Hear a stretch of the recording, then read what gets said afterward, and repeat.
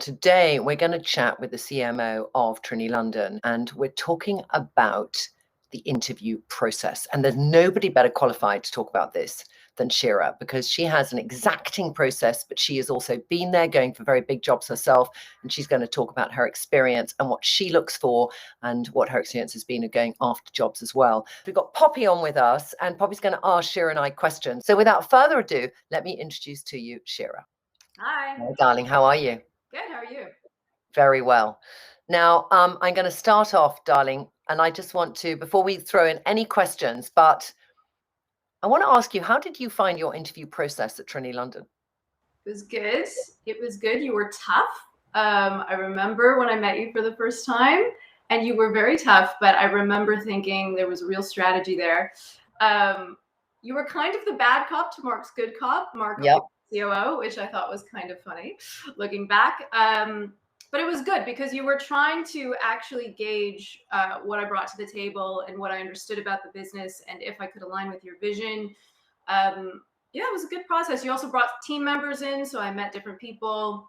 It was quite well-rounded. But I'm going to ask you something, Shira, and I think we should both answer this. How can we dial down the scariness factor, Shira? I mean, all I can really say about that, I think I've certainly been scared going into interviews, particularly when I really want it. And I think there's a certain level of nervousness or anxiety that is good for you and your passion can come across. But if you don't let it, go too far.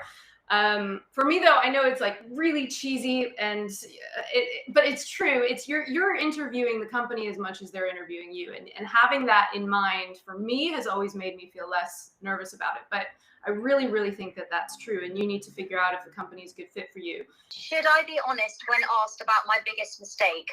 I mean, for me, I want someone to give me an honest answer to show that they have integrity, but also I want them to demonstrate that they have a growth mindset and that they're learning. I mean, Poppy knows and the team knows this is something we talk about a lot in our team. And, mistakes are good. Failure is good if you're learning from it. And you need to be willing to make mistakes in order to get better. So I want somebody who tells me something genuine. If they give me a fluffy answer, not impressed. Poppy, next one. How can I come across as confident and assertive without looking cocky? It's so interesting because I think a woman's benchmark of cocky is so profoundly different from a men's benchmark of cocky. And I think women do themselves a disservice when they say something might feel cocky and all they're doing is telling you honestly about their achievements. So I think we have to change our view of what goes into cockiness, because it's generally, to me, not. It's just, it's good to show an interviewer how good you are at something and what you're most proud of and why you're proud of it. And I do want to hear that from somebody. What's your thoughts on this question, Shira? Completely agree, completely. And it's funny because I totally agree. Women have a harder time with this than men do. And it can be cultural by country as well. Because what's coming to mind for me, Trinny, is a year ago, you spoke at an International Women's Day event at Facebook. And before you went on stage, I was trying to tell you, give you a few talking points to say how much the business had grown. And you were like, oh, I don't know if I want to do it. I was like, do it, Trinny. And then you went, and it was really important to be able to talk about that because it doesn't always feels braggy, right? But it's important to feel comfortable talking about your achievements because you gotta stand up for yourself, and the interview is your chance to shine. So when applying to a role, should you always list all of your experience, even if it isn't relevant to the position? How long should that CV be, Shira?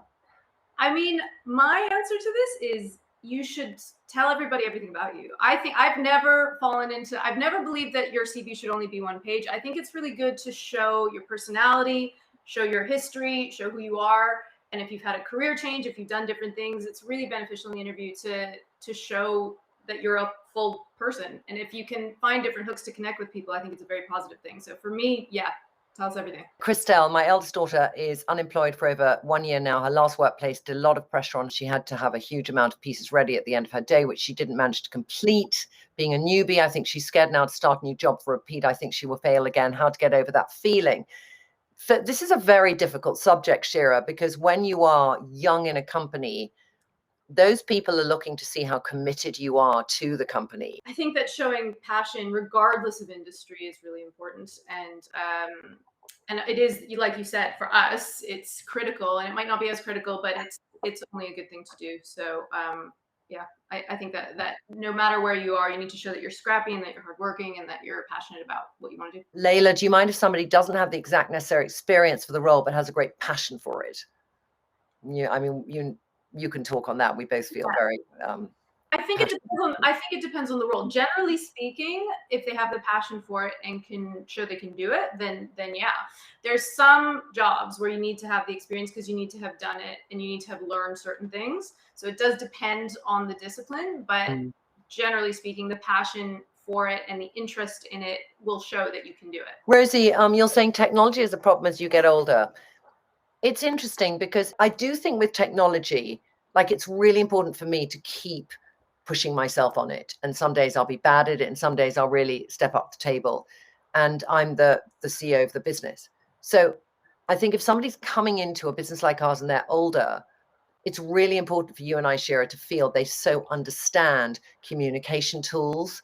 Yeah, I agree. I mean, we're such a digital first business that for us, it's really critical. Again, it does depend on the job and the company and the role and what you're doing. But I mean, it's hard for all of us. Everything is changing every single day. So we all need to put the effort in, I think. And it's not going to slow down. So we need to work on it together. Poppy, next question. I'm worried my personality won't translate over a Zoom interview. How important is body language? Okay, you've done a lot of interviews over Zoom. I've done that kind of second process. So they've got through to one process and then I'm kind of confirming the thing. So you've had more experience with me, Shira, on Zoom. Body language does matter for sure. But I think your personality will come across most in the way you speak. So it's about being really passionate when you're talking and showing that you're really interested and that you're relevant and that you know what you're talking about. But yeah, I mean, body language, of course, is important, but I think the way you speak, the way you answer questions, the way you ask questions is, for me, more important. Yeah. Good one from Emma. I had an interview on Tuesday after months and months out of work, and I got offered it this morning. So happy I can finally invest in some Trinny London makeup. I burst into tears when I put the phone down and I got the offer. Slightly off the interview topic, but then how do you approach the question of remuneration? You know, it's like that thing of asking for what you're worth. It's really hard. It's really, really important, especially for women. Women are not as comfortable doing this as men are, which I truly think contributes to the gender pay gap. So for me, I think it's incredibly important.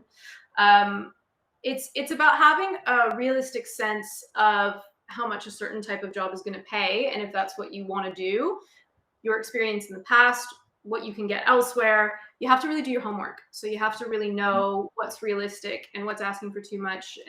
But you should definitely go for what you're worth. I think some companies sometimes can take advantage. And if you don't ask for more, won't give it to you. But I think for us, we have bands and we look at your experience and see if you're relevant for the level, where within that band it will fit. But it's important, you know, if you don't ask, you don't get. So, you know, you should absolutely try. And you also have to really think about what you're comfortable accepting. And if you're not comfortable accepting what you've been offered, it's okay to say this isn't right for me and look somewhere else. So you should know what you're worth, as Trinny says. We've got a really good question here. As an employer of my own small business, I can only afford to get in a few superstars. How do I recognize that someone is the right fit for my team? Do you have any tips? How do we identify a rock star, Shira? I mean, at its most basic level, we're looking at sort of skill and talent and aptitude and passion and drive. And so it's having the skill set that's needed and then the passion on top of it.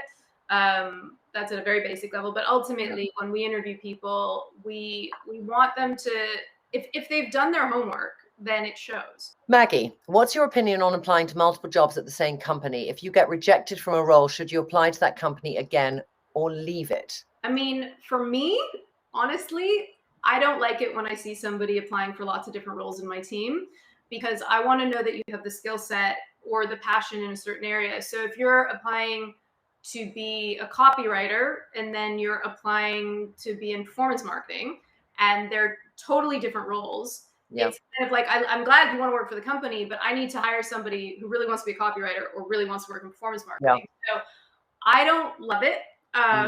That doesn't mean never do it, but personally, Yeah. when I know somebody's just applying for lots of stuff, it doesn't usually look Yeah. great. Lucy, I'm applying for an intern role with your company. I've been out of university for a few years working in different industry, and I'm looking to change my career path. Internships, would you be more likely to go for somebody fresh out of university with a fresh slate, or would you be open to more experienced applicants from different job roles? Sounds like Hope. So Hope, who's our performance marketing intern, she has the exact same story. And she really impressed us when she got in touch, did a great job in the interview, and now she is a very, very important member of the team. So we could go either way, but in this case, Hope was perfect. So absolutely, that is something we are encouraging. It's an interesting one. What do you do when you used to have a company and now you want to work for some company? It's a tough one. I think that's one of the hardest transitions, Shira. I think, entrepreneurial experience to bring that point of view to business, especially if you're going to a really big business, to have that kind of mindset to infuse that in where things can be slower. I think there's a lot of value. So I think it's great. Question box, sorry, about nervousness. Someone's worried that they're going to be prepped for an interview, but their mind's going to go blank as soon as they go in. How have you two dealt with nervousness in the past? How have you dealt with it, Shira? For my own, again, it's just trying to, do you know what? For me, I think it's a bit different. You were a bit nervous to do this today. A bit, yeah. Okay. All right. I think, though, it's a bit different for me because I started my career in a job that I hated so much that like, everything after that was better. And so for me, it's not something that I've dealt with that much. It's something that when I interview people, I see it a lot. And, I always try and put people at ease as much as I can. It's a hard question, though. And it's just, it's about knowing, you know your stuff when you go in the interview. You're prepared and trying to be confident with it. Easier said than done sometimes. Someone's asked, when prompted at the end of an interview, how many questions should I ask? Of questions is a very positive thing. Yeah, it's very, and it's like but I tell you what I think is important is listen to the answers. So don't be full of, let me ask another question, let me ask another question. Really listen to that answer and then maybe ask a question from that answer. We've got another one here about how do I make working from home easier? Is there anything I can do to settle into a new company if I've started virtually? So we really try to have new people get to know the team as much as possible in terms of one-to-ones and having virtual coffees and trying to get to know each other. But we're trying to do that ourselves. If you join a team, maybe they haven't put that much thought or effort into those kinds of things. It's just taking the initiative and reaching out to people and doing the same, but from the other side. That's what I would do. There's one here maybe for Shira. You mentioned earlier growth mindset, and we've got a couple of people asking exactly what that is and why it's important.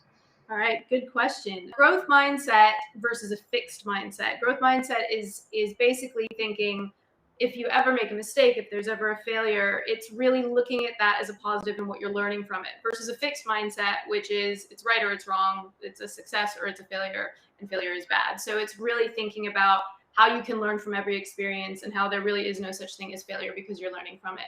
So for us, that is key in our team, and we talk about it a lot. How important is it while working virtually for teams to communicate with one another rather than just sticking with the people you work with directly? It's so important. Generally need to cross over. And I think that if teams are too much silos, that's not great for the business. And it's much easier in an office that you can just see across an open plan what somebody's doing and have a lot more cross-fertilization. So I think it's really important. It's really important just for teams to tell each other what they're up to, because sometimes you don't know what other teams are doing. And, you might be as a team working really hard and you think, oh, that team working so hard, or, you might just not be aware of all the elements that make something move forward. And so that awareness is the most important thing too. Awareness, understanding, and how other teams might work differently from your team. It is key. So important. One of the most important things of working remotely is that inter-team communication. We've got one more question to finish up.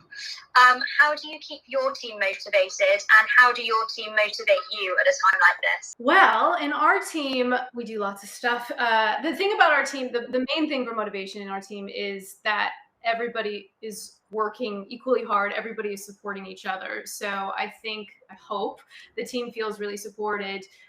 We do things, so we get together every day as an entire team, and then all the different disciplines within the team, they all get together individually together once a day. We do things like we have themed meetings every day where so today we did meditation, we do a language lesson, we go for a walk together. We do recommendations, and a very important one is team recognition. So on a Friday, everybody in the team thanks each other for things they did that week. We do team screenings once a month. We do loads of stuff. We have a lottery pool right now. We have not yet won the lottery, but we will soon, hopefully. So we do lots of little things, but the main thing is that people feel motivated in their work every day and that they understand the impact of the work that they're doing.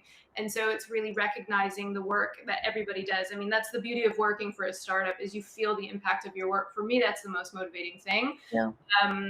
But you know, making sure everybody in the team knows that they have support from other members of the team, I think, is really critical.